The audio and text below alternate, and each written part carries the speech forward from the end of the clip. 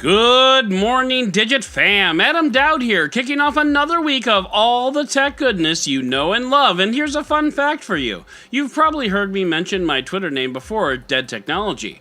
Well, the originator of that name, the guy who came up with it, is a good friend of mine named Scott Burks, who is a podcaster himself and from whom I drew a lot of early inspiration. And he's a listener of this show because he also has incredibly great taste.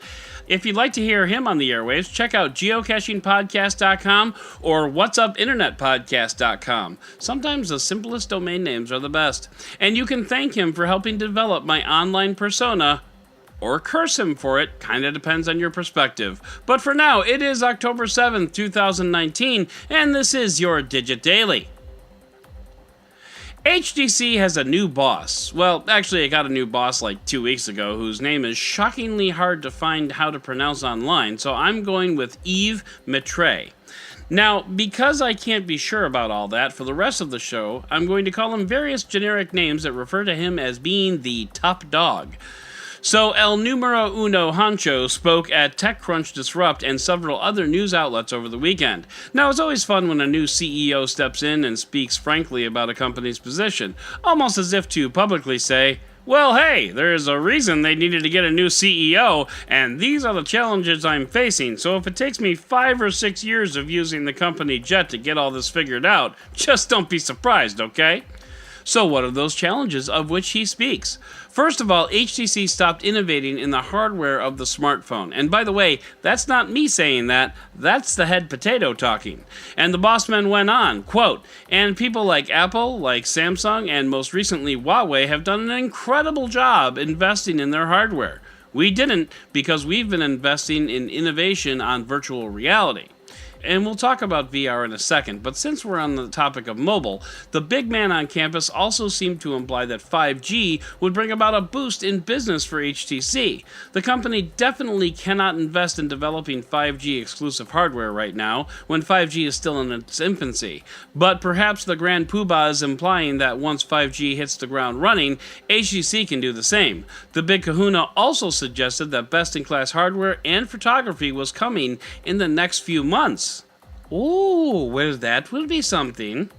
But I want to shift gears over to where HTC has been doing very well, VR. As the newsletter rightly points out, this may have been a mistake, seeing as how smartphones ship 1.4 billion with a B units per year, while VR headsets, more like 8.9 million. So even if you get a bigger slice of that much smaller pie, you're not necessarily doing better.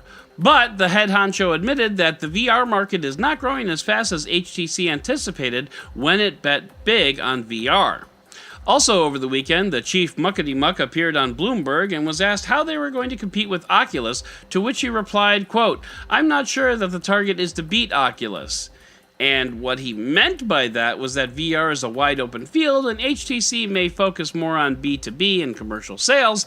But I gotta tell you, Chief, either way, regardless of who you sell to, your goal really is to beat other competitors in your field. I mean, I'm not a CEO, and I'm not gonna tell you how to CEO, but I think you might be CEOing wrong. Just saying. But hey, he's the FNG, so we gotta give him some time to hit the ground running and roll up his shirt sleeves and log some hours on that company jet to get things moving again. And regardless of what happens, it'll be fun to watch, and you can be sure Digit will be watching. In the meantime, let's head on over to the Roundup!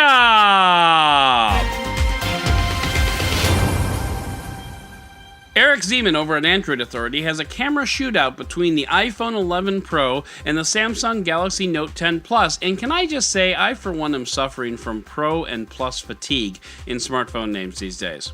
Anyway, while the camera comparisons are both quite good, you really can't go wrong with either of these phones. I generally prefer the Galaxy Note shots because they're all much warmer than the iPhone. Now, if I were going to channel my inner Joe Hindi, my podcast partner on the Android Authority podcast, link in the show notes, I'd probably say that the iPhone cameras represent a more true-to-life representation of what the subjects actually looked like, but I have never been one to let reality intrude on my memories, so by all means, make it pretty, Samsung. Robert Triggs over at Android Authority wrote a piece over the weekend talking about the eSIM, basically integrated SIM technology in your phone that provisions without having to swap the physical card from one phone to the other. Well, on the surface, this seems like a good idea. Honestly, for people like me who switch phones as often as I change the oil in my car, this is not great. But moreover, the main issue with eSIMs is the fact that you basically have to talk to your carrier at every single point just to get them rolling. Like, if I want to switch phones or switch a carrier, I just order a new SIM and I'm done. But with eSIMs, it would be a much more lengthy process of like your original carrier having to release the SIM and the new provider accepting it and provisioning it, and just no thanks. Granted, I understand I'm totally an edge case here, but overall, I'm just not so sure that this provides the best consumer experience possible. But then again, when have carriers ever been about the consumer experience?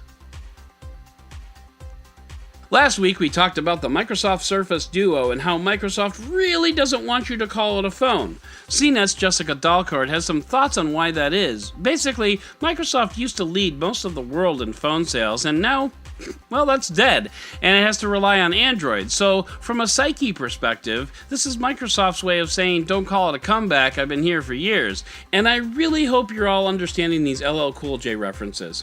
Bottom line, I'm sorry, Microsoft. And with all due respect, the Surface Duo is a phone. But it looks like a pretty great phone, and I want the hell out of it.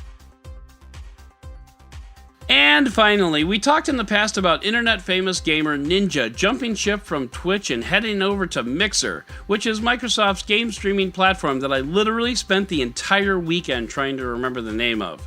Now, there's a lot going on here, so it's definitely worth a read from the newsletter. Here are my takeaways.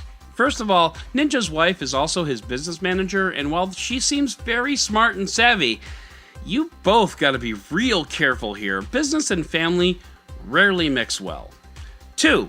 Streamers have contracts with Twitch? Like, they don't just log in and play their game and log off?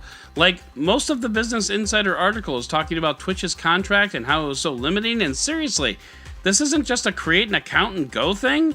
Do I need to actually go read the terms of service? What exactly did I agree to?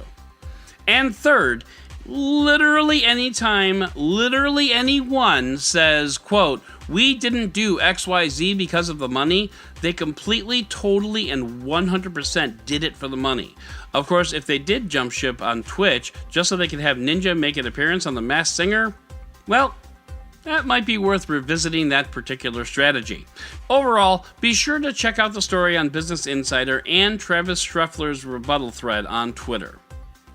So that's going to do it for today's Digit Daily. If you'd like to learn more about any of these stories, check out the links in the show notes and subscribe to our daily newsletter on Digit.com. And if you like what you heard, subscribe, leave a review, and don't forget to tell your friends about DigitDailyPod.com.